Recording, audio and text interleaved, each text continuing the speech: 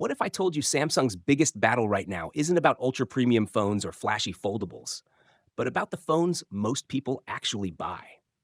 For Samsung, the real war is happening in the mid range. The Galaxy A series is just as important as the Galaxy S and Galaxy Z lineups, maybe even more. Sure, flagships and foldables boost brand image and higher prices, but Galaxy A phones are the true shipment machines.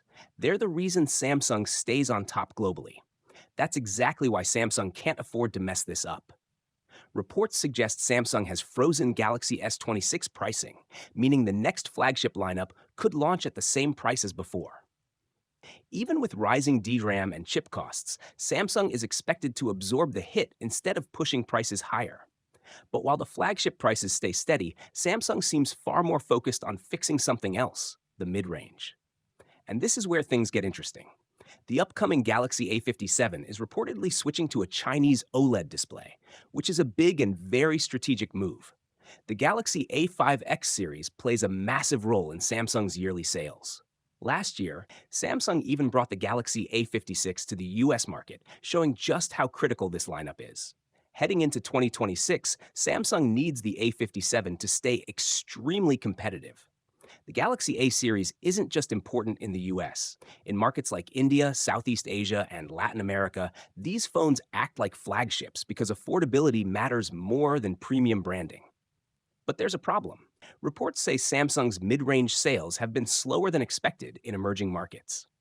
Even in Vietnam, one of Samsung's biggest manufacturing hubs, sales have reportedly declined. That's why the move to a CSOT display in the Galaxy A57 could actually be a smart play. Lower costs could help Samsung stay aggressive on pricing, especially as rivals like Xiaomi continue raising prices. Instead of being pressured, Samsung might turn this moment into an opportunity and position the Galaxy A57 as a stronger mid-range alternative. Samsung's mid-range strategy is clearly changing, and the Galaxy A57 might be at the center of everything. Now the big question is, will this move help Samsung stay ahead of rivals like Xiaomi, or is it a risky gamble that could backfire? Drop your thoughts in the comments.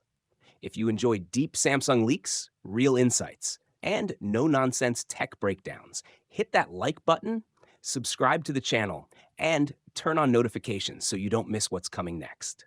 I'll catch you in the next one. Peace out.